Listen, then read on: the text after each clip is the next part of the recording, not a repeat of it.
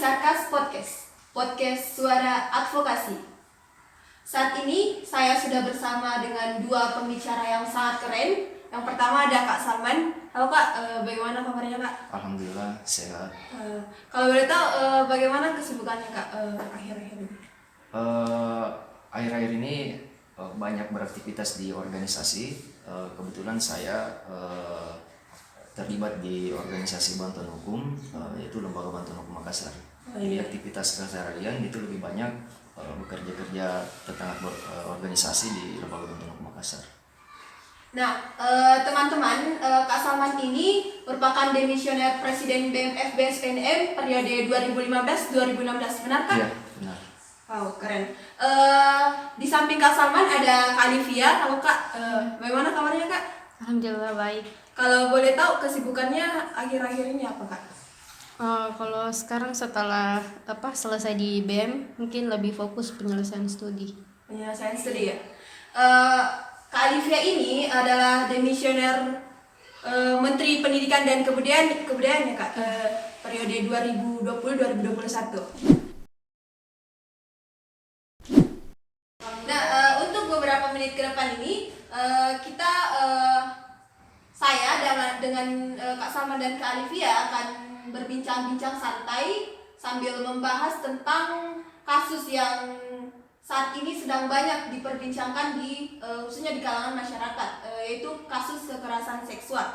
Nah, sebelum kita membahas lebih lanjut nih Kak, saya mau tanya apa sih perbedaan antara kekerasan seksual dengan pelecehan seksual? Karena mungkin itu adalah dua hal yang berbeda atau bagaimana Kak? Oke. Kalau kekerasan seksual sebenarnya itu kalau menurut pengertian dari Komnas Perempuan yang dituangkan di rancangan RUU PKS itu adalah berupa tindakan yang menghina atau merendahkan yang menyerang tubuh seseorang yang bernuansa seksual tanpa persetujuan si korban ini. Nah, sedangkan kalau pelecehan seksual itu bagian dari bentuk kekerasan seksual. Nah, pelecehan seksual itu ada banyak juga bentuknya, kayak misalkan siulan mata, bisa juga berupa bercandaan yang bernuansa seksual yang merendahkan orang lain secara seksualitas dan lain-lain. Nah, sebenarnya jadi pelecehan seksual itu adalah salah satu dari bentuk kekerasan seksual. Sebenarnya bentuk-bentuk kekerasan seksual itu ada banyak. Kalau kita merujuk ke RUU PKS ini, sebenarnya sudah berubah namanya, bukan lagi RUU PKS, saya lupa apa namanya. Di situ disebutkan ada 9 macam bentuk kekerasan seksual, termasuk eksploitasi seksual, pelecehan seksual, dan lain-lainnya. Jadi pelecehan seksual itu termasuk bagian dari kekerasan seksual ya, betul. Jadi kalau menurut Kak Alifia sendiri bagaimana Kak? Ya, sama secara umum kekerasan seksual itu kalau kalau merujuk ke Komnas Perempuan itu sama tindakan, pengertiannya umum tindakan perbuatan yang menyerang, merendahkan, melecehkan tubuh seseorang. Nah, pelecehan seksual masuk ke dalam kekerasan seksual. Kalau menurut buku Komnas Perempuan itu ada 15 bentuk kekerasan seksual, termasuk pelecehan seksual di dalamnya. Nah, kalau sempat juga baca Permendikbud nomor 30 itu kekerasan seksual pelecehan seksual masuk juga dalam bentuk kekerasan seksual. Tapi kalau di Permendikbud itu ada 20 bentuk kekerasan seksual yang dijabarkan. Seperti itu. Pelecehan seksual juga? Iya.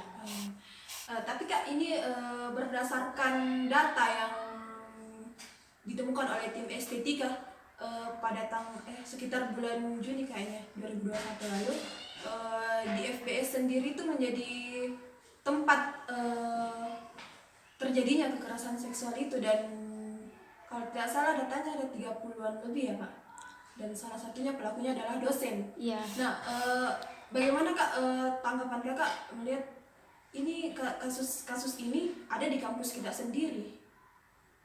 Oke.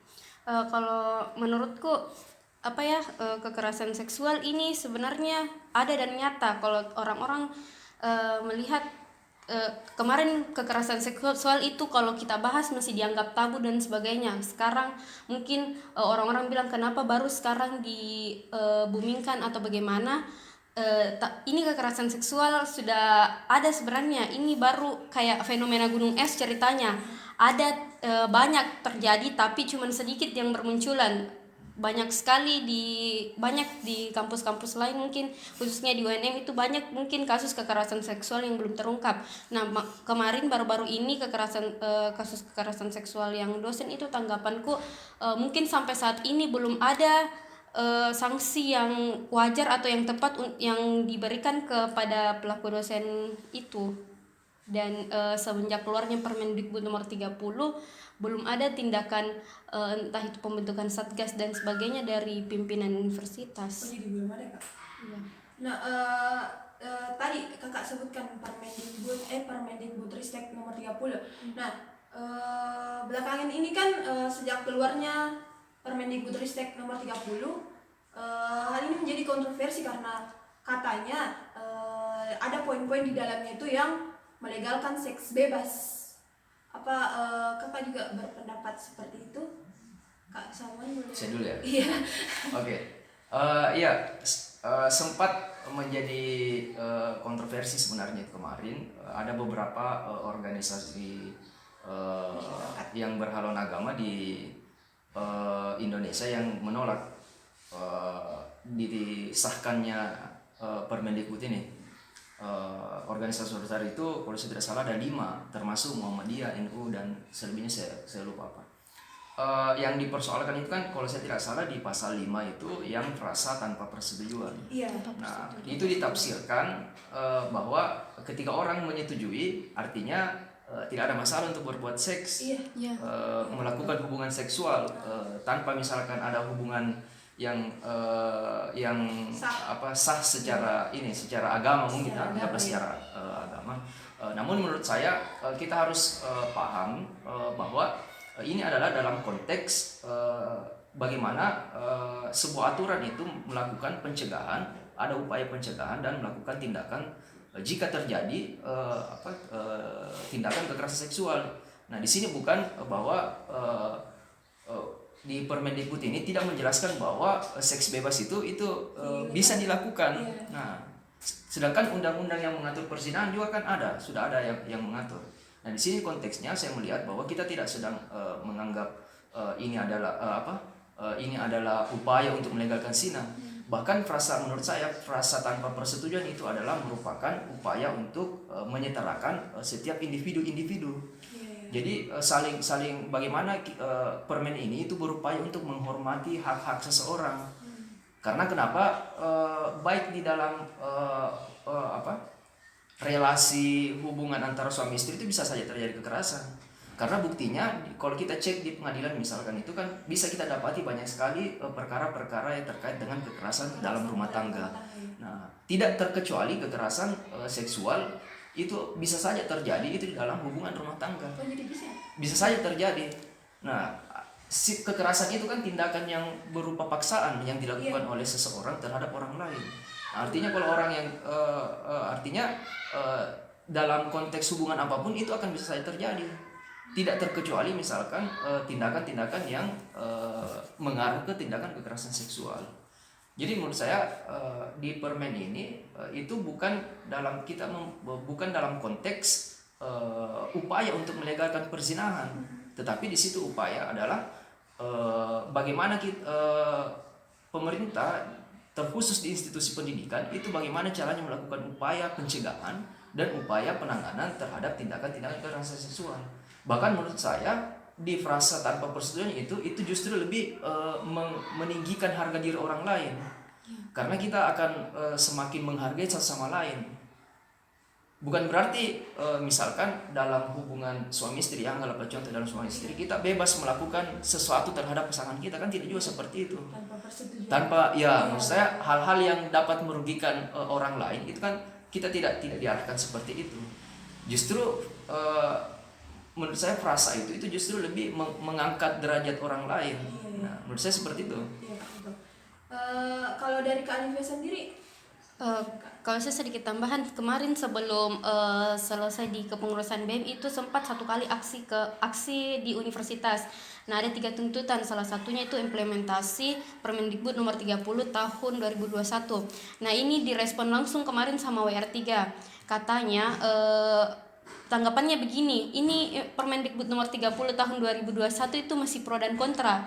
Nah, salah satunya itu masih pro dan kontra yang sempat disinggung tadi, kontranya itu diksi tanpa persetujuan itu dikatakan melegalkan seks bebas. Nah, itu kemarin sempat disinggung sama WR3, tapi sudah ada tanggapan langsung dari Menteri Pendidikan dan Kebudayaan Nadiem Makarim. Katanya tidak ada sama sekali diksi itu tidak sama sekali dimaksudkan untuk melegalkan seks bebas, tidak sama sekali seperti itu. Nah, sudah juga dijelaskan tadi sedikit sama Kak Salman. Diksi seperti tanpa persetujuan itu, aturan Permendikbud ini dikhususkan untuk pencegahan kekerasan seksual. Itu fokusnya, di situ fokusnya. Nah, kemarin teman-teman juga di Aliansi Mahasiswa sudah jelaskan sama WR3, bilang ini Permendikbud sama sekali tidak melegalkan seks bebas dan sebagainya. Sudah dijelaskan sama Menteri Pendidikan dan Kebudayaan. Sudah ada respon sama Menteri Pendidikan dan Kebudayaan, tapi responnya begitu terus, tapi pada akhirnya dia cuma katakan begini, nanti Pale dibicarakan sama atau dirapatkan sama pimpinan universitas. Jadi sampai sekarang belum ada lagi setelah itu, Kak? Iya, karena kita kan kemarin menuntut untuk pembentukan satgas menurut Permendikbud nomor 30 tahun 2021. Tapi sampai sekarang belum ada lagi Iya. info dari. Iya, belum ada informasi. Oh ya. Ini Kak ada pertanyaan dari teman-teman, boleh saya bacakan ya, Kak? Apakah ketika Satgas sendiri sudah dibentuk, bagaimana cara menanggulangi semua kasus yang sudah terlanjur terjadi? Maksudnya ini mungkin bagaimana maksud pertanyaannya? Ini mungkin maksudnya ini kan sudah banyak sekali kasus. Nah, kalau sudah dibentuk Satgas, nah bagaimana caranya menanggulangi ini satu-satu, yang mana yang lebih diprioritaskan gitu mungkin maksudnya, Kak? Iya, di Permen itu kan ada 2 poin yang pokok yang harus dilaksanakan oleh institusi pendidikan. Yang pertama itu adalah melakukan pencegahan. Bagaimana caranya kampus itu harus berpikir bagaimana caranya melakukan pencegahan terhadap terjadinya tindakan-tindakan yang mengarah ke kekerasan seksual. Nah, yang kedua itu bagaimana caranya menangani ketika ada misalkan terjadi tindakan kekerasan seksual. Nah, kalau saya tangkap dari pertanyaannya tadi itu, saya tangkapnya begini, bagaimana misalkan kita menangani tindakan-tindakan itu. Nah, yang pertama itu basisnya harus ada pengaduan. Nah, harus pengaduan dari korban dulu. Karena kita tidak mungkin mau menelusuri kalau tidak ada pengaduan dari korban itu, toh. Karena tentu saja kita akan meminta keterangan-keterangan dari korban ketika ada terjadi tindakan seperti itu. Dan untuk melakukan advokasi di kasus-kasus kekerasan seksual itu harus melihat juga kondisi psikologinya korbannya. Tidak langsung misalkan ada kita mendapatkan informasi lantas kita mendatangi secara langsung, karena itu kemungkinan jangan sampai dia belum mau bercerita. Nah, kita yang memaksa sebagai pendamping, kita mau memaksa untuk mengeruk informasi, itu kan akan mengganggu psikologinya si korban. Nah, itu menurut saya jadi yang mana yang harus didahulukan ya. Ketika basisnya ada pengaduan, ya teman-teman harus misalkan di Satgas ini harus melakukan investigasi, karena di perintahnya di Permen itu ketika ada pengaduan itu harus Satgas ini melakukan investigasi. Nah, cuma yang agak sulit memang dari kasus-kasus ini misalkan ketika contohnya kasusnya sudah lama terjadi toh, sudah lama terjadi. Misalkan ada saat tindakan tindakan secara fisik, misalnya ada tindakan secara bentuk kekerasan seksual itu melakukan penetrasi misalkan toh, korban ini mengalami trauma misalkan, dia belum mau bercerita ke siapapun karena dia punya tekanan psikis. Nah, lama baru dia kuat secara mental, dia mau bercerita. Biasanya kan kalau dari pengalaman teman-teman di LBH Makassar, biasanya kan kalau ada tindakan seperti itu yang ada penetrasi itu biasanya bisa diambil bukti visumnya. Cuma pertanyaannya sekarang bagaimana kalau korban tidak mau langsung memeriksa pasca kejadian itu? Karena ada tekanan psikologis, tekanan psikis. Nah, kalau kita menunggu lama, misalkan korban menunggu lama, bisa saja bekasnya itu, misalkan ada luka atau apa, itu bisa saja hilang. Nah, pertanyaannya sekarang, kalau kita mau melapor di polisi kan dianggap tindak pidana itu kalau memenuhi 2 alat bukti. Nah, kalau misalkan alat bukti itu, kalau menurut KUHP itu ada saksi, ada petunjuk, ada surat, dan ada apalagi itu surat, saksi, keterangan terdakwa yang terakhir. Nah, bagaimana misalkan kalau bekasnya itu hilang, tidak ada bukti visum. Visum ini kan bisa menjadi bukti surat tuh. Nah, kalau tidak ada, artinya hanya satu keterangan korban, artinya dia sebagai saksi juga, artinya hanya satu. Nah, pertanyaannya sekarang, bagaimana jika demikian?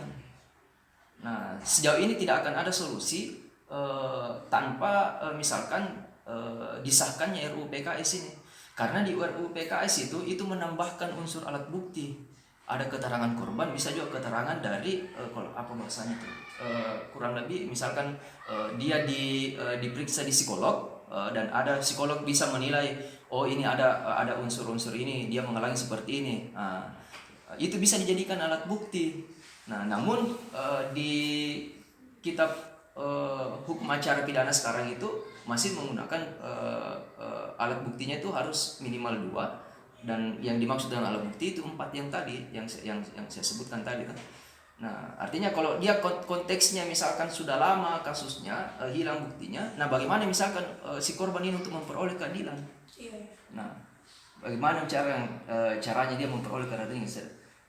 Biasanya kan saya tidak tahu apakah ada pernah orang yang melakukan tindakan kekerasan seksual yang mengakui perbuatannya. Sejauh ini saya belum pernah mendapatkan seperti itu.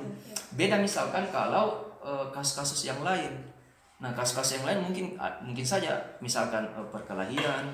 Nah, mungkin bisa saja ada orang yang mengaku, tapi saya belum pernah. Kalau kasus itu saya pernah temui itu di dekat rumah saya, dia bawa sendirinya saya ke Polsek Tamalate karena dia sudah pukul orang.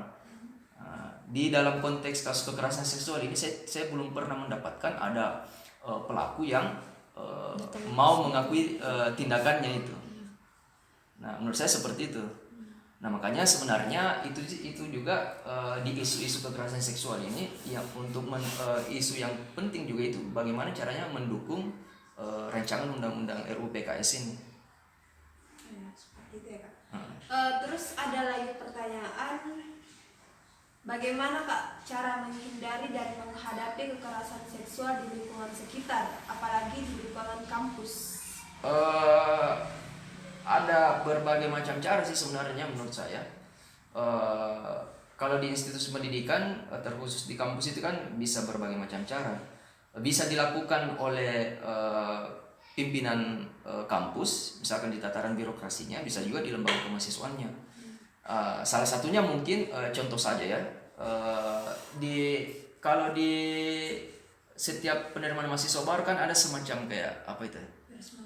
Ya, yang seperti itu, proses penerimaan mahasiswa baru diberikan materi-materi apa segala macam tuh.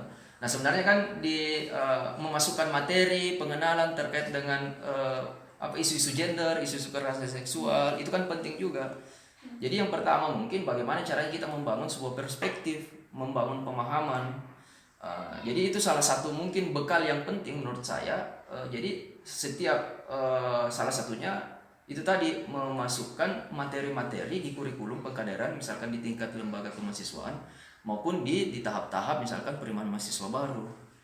Nah, itu mungkin, atau juga bisa diadakan sosialisasi itu. Dan semuanya harus terlibat, baik itu dosen, mahasiswa atau tenaga non pendidik. Itu juga harus dilibatkan semua. Karena semua orang itu berpotensi menjadi pelaku. Nah, menurut saya seperti itu. Tapi Kak, ini saya sering dengar semacam pendapat lah, katanya perempuan kekerasan seksual sendiri itu terjadi karena perempuan sendiri itu yang memancing adanya kekerasan seksual. Bagaimana Kak Alifia dulu sebagai perempuan yang kebanyakan pas perempuan yang menjadi korban, atau Kak dibilang gara-gara kekerasan seksual ini terjadi gara-gara perempuan sendiri itu yang memancing. Iya. Itu sebenarnya pertanyaan yang sudah menyudutkan atau merugikan korban kekerasan seksual kalau sudah seperti itu. Nah, itu tadi yang pertama yang yang paling penting itu memang harus dibangun perspektif mengenai isu kesetaraan gender. Nah, begini, pernah diskusi sama seseorang, bertanya begini tentang kesetaraan gender. Terus dia melontarkan pertanyaan begini, kesetaraan gender seperti apa yang diinginkan oleh perempuan ini, sedangkan kita lihat sekarang perempuan itu sudah sama dilihat di orang-orang. Misalnya perempuan sudah mendapatkan hak sama seperti laki-laki. Misalnya banyak nih juga perempuan yang menjadi pemimpin pada saat ini. Nah, kalau seperti itu perspektif yang sudah dibangun sama orang-orang, pertanyaannya begini, kenapa masih ada kasus kekerasan seksual yang korbannya perempuan? Kalau misalnya memang sudah ada kesetaraan gender di lingkungan sekitar, itu pertanyaannya, kenapa masih ada korban kekerasan seksual perempuan? Nah, kekerasan seksual ini terjadi karena kekerasan seksual ini kan tindakan asusila atau kejahatan terhadap manusia. Maksudnya manusia punya hak sendiri. Nah, kekerasan seksual, kalau terjadinya kekerasan seksual berarti haknya sudah diambil, tidak ada kesetaraan di situ, adanya ketimpangan relasi gender. Berarti itu sudah jauh dari kata kesetaraan gender. Nah, itu yang paling pertama. Kalau misalnya kita mau mencegah kasus-kasus kekerasan seksual, ya harus ada pemahaman mengenai kesetaraan gender menurutku. Jadi harus ada pemahaman tentang kesetaraan gender ya. Kalau Kak Salman sendiri bagaimana Kak, yang orang-orang biasa menyatakan bahwa kekerasan seksual, pelecehan seksual itu terjadi karena korbannya sendiri kadang yang memancing. Oke. Yang pertama, kalau kita berbicara kekerasan seksual, itu tidak semua itu korbannya adalah perempuan. Saya pernah baca di artikelnya Pais, di Amerika Serikat pernah ada dilakukan penelitian, itu justru korbannya itu adalah banyak korban itu dari laki-laki. Cuma tidak terpublis karena sama dengan kondisinya ketika perempuan menjadi korban. Mereka juga sebenarnya tidak siap menerima stigma. Nah, dilabeli tidak jantan lah. Nah, itu salah satunya. Nah, kalau misalkan kita merujuk kepada opini yang mengatakan kalau salah satu pemicunya itu adalah karena pakaian yang terbuka. Nah, di baru-baru ini yang di pesantren yang korbannya berapa? 12. Yang Harry siapa itu saya lupa namanya, yang pelakunya. Yang bahkan ada korbannya sudah melahirkan.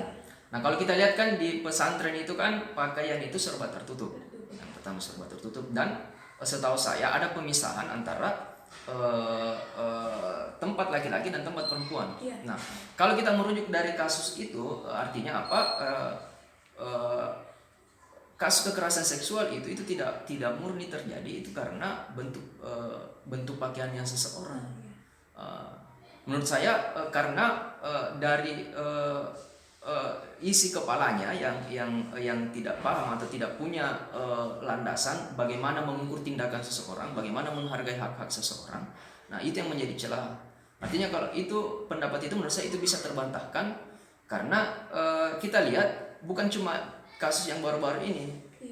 Beberapa tahun kalau kita mau mengecek, kita surfing di internet, kita cari kasus-kasus itu banyak, ada juga yang terjadi di beberapa pesantren. Artinya kalau kita melihat konteksnya itu bisa sudah dibantahkan. Artinya tidak bahkan kasus-kasus kekerasan seksual itu bukan dari terjadi bukan karena bentuk pakaiannya seseorang. Dan entahlah, kalau sependek pengetahuan saya belum pernah membaca ada penelitian yang bilang kalau pelaku ini itu mengaku bahwa saya melakukan tindakan itu karena melihat pakaiannya ini yang dianggap terbuka. Saya belum pernah mendapat penelitian seperti itu. Makanya saya tidak berani bilang bahwa itu pemicunya.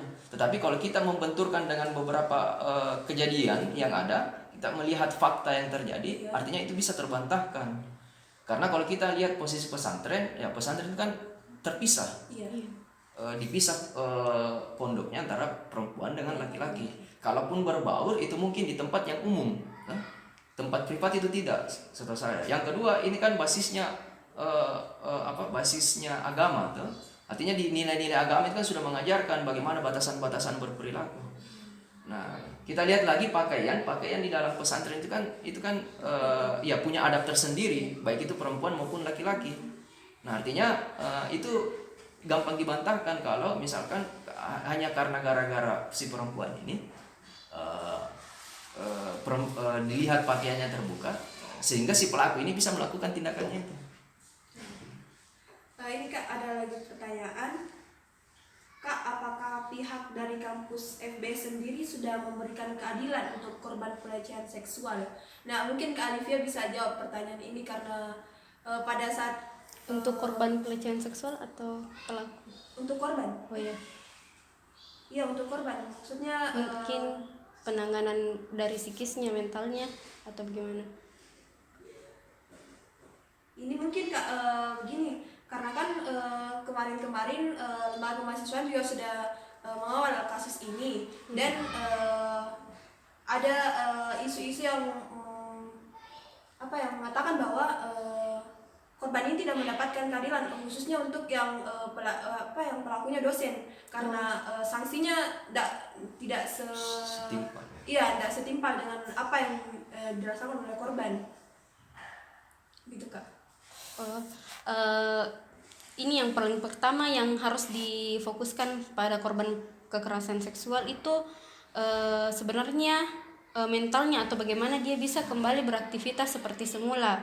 Nah, kemarin sempat cerita sama Pusat Layanan Psikologi UNM PLP itu, dia mau kerjasama sama BEM FBS UNM pada saat itu untuk membantu kembalinya psikisnya korban dengan baik atau kembali beraktivitas. Nah, kemarin juga sempat disampaikan sama korban yang terdampak maksudnya korban kekerasan seksual ini atau penyintas kekerasan seksual ini sempat dikirimkan kontak itu Pusat Layanan Psikologi, kalau misalnya mau mengadu atau mau cerita bisa hubungi kontak itu. Kalau itu respon dari BEM FBS kemarin mengenai korban kekerasan seksual, mengenai pelakunya yang tidak diberi sanksi setimpal. Begini, kemarin itu kan tidak ada aturan yang menggambarkan langsung tentang kekerasan seksual. Maksudnya kita masih pakai diksi kata dosen ini melanggar kode etik dosen. Nah, di situ tidak dijabarkan langsung tentang kekerasan seksual bagaimana. Nah, adanya Permendikbud nomor 30 tahun 2021 ini, di situ sudah dijelaskan langsung pemberian sanksi kepada pelaku kekerasan seksual. Nah, yang paling pertama yang harus dilakukan itu pembentukan satgas. Makanya kemarin teman-teman di LK itu memberi mengajukan ke pimpinan universitas untuk pembentukan satgas sesuai dengan Permendikbud itu, supaya kasus kekerasan seksual yang dilakukan oleh oknum dosen ini secepatnya ditangani. Oh, jadi Kalau oknum dosen ini belum bisa diberikan sanksi kalau belum terbentuk satgas, begitu Kak? begini, kemarin sudah ada sanksi, tapi sanksinya kurang memuaskan. Maksudnya dia cuma diberi tidak diberikan lagi jam mengajar di FBS, tidak dikasih bimbingan tidak dikasih kewenangan untuk jadi PA, tidak dikasih kewenangan untuk jadi PA di FBS. Nah, itu menurutku untuk kasus kekerasan seksual yang dilakukan oknum dosen tersebut tidak setara dengan apa yang dirasakan oleh korban. Bahkan banyak korban yang sudah tidak berani masuk ke kampus, mentalnya terganggu dan sebagainya. Kalau itu menurutku. Dan kemarin juga mengenai aturan itu kita masih pakai itu melanggar kode etik, karena kita tidak tahu mau melapor kemana, ke rektorat, dekanat atau jurusan. Itu tidak ada yang menggambarkan tidak ada yang menjabarkan tentang bagaimana kalau misalnya dosen melakukan kasus kekerasan seksual. Makanya adanya Permendikbud nomor 30 di tahun 2021 ini teman-teman fokus ke situ untuk bagaimana supaya universitas membentuk satgas. Mungkin masih berkaitan dengan pertanyaan tadi Kak. Ini ada pertanyaan dari Instagram @zakiratul munawwarah. Apa konsekuensi atau ancaman untuk dosen pengajar yang melakukan hal tersebut? Mungkin yang seharusnya yang diterima oleh dosen itu. Kalau saya menurutku mungkin sudah dipecat. Kalau saya tidak ada lagi, dicabut kewenangan, maksudnya dicabut profesinya sebagai dosen. Karena dilihat juga kemarin korban dosen ini banyak sekali, dan banyak juga yang punya trauma sendiri karena kasus kekerasan seksual yang dia dapat dari dosen tersebut. Ini masih ada 2 pertanyaan, tapi kayaknya tadi sudah dibahas Kak, yang tentang dari @andi.dian5, apakah kekerasan seksual dan pelecehan seksual adalah 2 hal yang berbeda? Tadi sudah dibahas kan? Iya, sempat saya sudah jelaskan tadi di awal. Saya sedikit menyambung. Sebenarnya saya ikut juga beberapa kali terlibat dengan diskusi dengan teman-teman di Fakultas Bahasa di Universitas Negeri Makassar, itu terkait dengan kekerasan seksual yang dilakukan oleh dosen yang bersangkutan yang disebutkan tadi. Kalau kita mau melihat sanksi, sebenarnya sanksinya kalau dia dosen ada 2, ada sanksi akademik, ada juga sanksi bisa saja menuju ke sanksi pidana selama misalkan semua bukti-buktinya itu bisa terpenuhi. Nah, kalau kita berbicara sanksi, ya sanksinya seperti itu. Bahkan sebenarnya kalau saya melihat, kan sempat saya dengar juga kampus kemarin tidak ada aturan menyangga pernyataannya teman-teman bahwa kita tidak bisa tindaki karena tidak ada aturan yang bisa menjadikan dasar untuk melakukan tindakan. Sebenarnya tanpa ada permen ini, itu pihak kampus punya juga kewenangan untuk menindaki setiap dosen, tenaga pendidik ataupun non tenaga pendidik dan mahasiswa itu yang melakukan tindakan yang bisa merendahkan orang lain. Kita lihat statuta di statuta itu saya yakin diatur itu, karena diatur di situ itu bisa saja terjadi, bisa dilakukan maksud saya. Jadi tanpa ada Permendikbud ini, pihak kampus itu bisa bergerak melalui ketentuan dari statuta yang dimiliki oleh kampus. Tinggal misalkan kampus itu harus inisiatif memanggil korban, minta keterangan korban dengan memperhatikan perspektif, misalkan bagaimana melakukan pendekatan terhadap korban, bukan sifatnya yang memaksa. Bahkan di kasus kemarin itu bahkan sempat teman-teman itu mendapat intimidasi, kalau saya tidak salah mendapat intimidasi untuk bagaimana kasus ini itu tidak dibumikan. Aturan itu sama sekali tidak merujuk ke situ, ke pelegalan zina. Jadi mungkin kalau bisa dipahami itu sudah tidak ada revisi, itu sudah murni untuk kasus penanganan kekerasan seksual. Dan mungkin ini UNM masih terlalu menjaga citra kampus, padahal kalau mau dilihat citra kampus tidak seperti itu. Kalau misalnya kita harus menutupi kasus kekerasan seksual, kalau misalnya kita menangani kasus kekerasan seksual dengan baik, menangani pelaku kekerasan seksual dengan baik, itu mungkin bisa membawa kampus kita dengan lebih baik. Yeah. Bahkan kemarin ada pernyataan dari ini pelaku kekerasan seksual dari oknum-oknum yang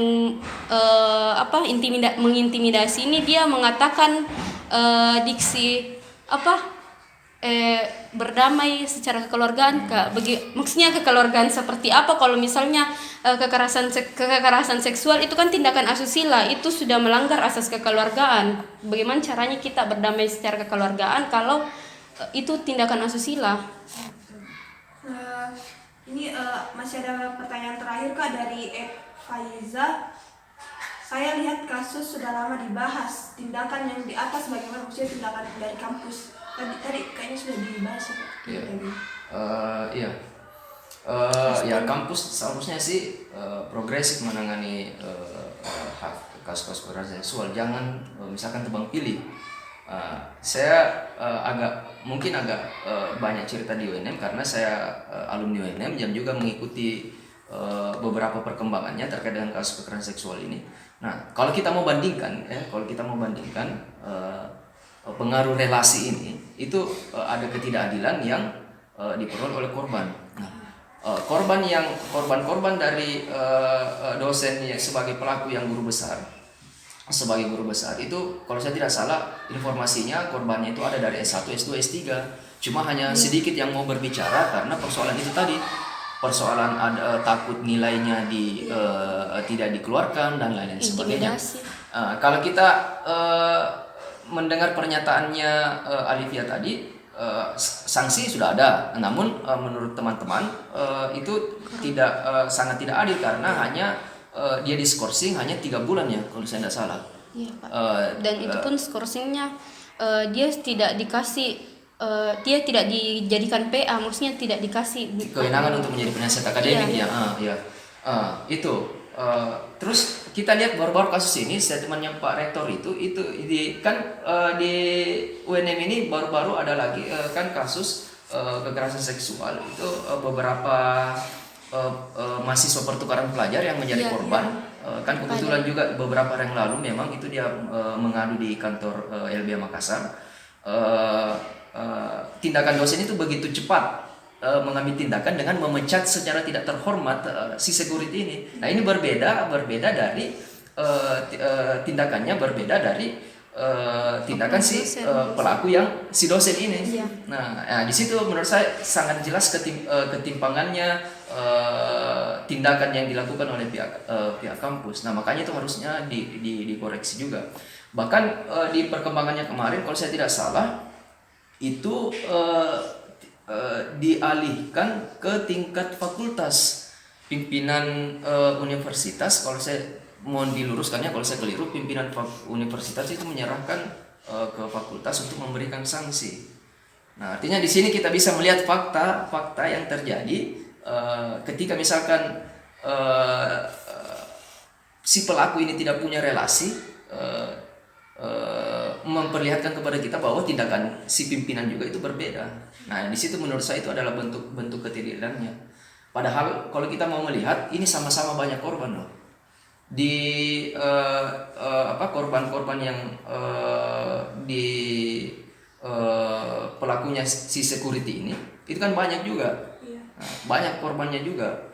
Sudah sampai ke tahap kepolisian masih mendalami, ini masih di tahap penyelidikan.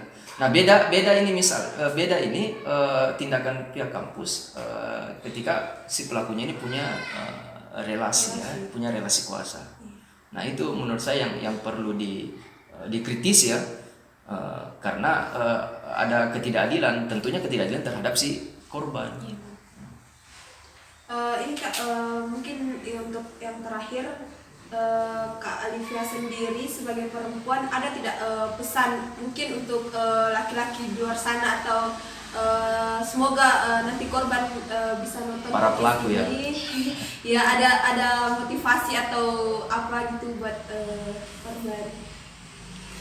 Apa ya, mungkin kalau saya sebagai perempuan begini, menilai laki-laki yang tidak bisa mengontrol antara akalnya dan perbuatannya itu laki-laki yang lemah. Maksudnya hasrat seksual memang ada di otaknya laki-laki, tapi perbuatan itu kita yang bisa kontrol bagaimana. Jadi ada pemisahan antara perbuatan sama akal. Jadi bagaimana teman-teman ini bisa bisa melihat perempuan itu bukan objek, atau bisa apa ya, maksudnya bisa melihat perempuan itu setara dengan kita, begitu mungkin maksudku. Mengenai kekerasan seksual untuk para korban, mungkin trauma yang dialami para korban itu tidak bisa tidak bisa dijelaskan dengan misalnya kita kasih motivasi begini sebagainya, tapi para korban sendiri nih yang harus yang bagaimana caranya bisa bangkit untuk melawan trauma itu. Iya.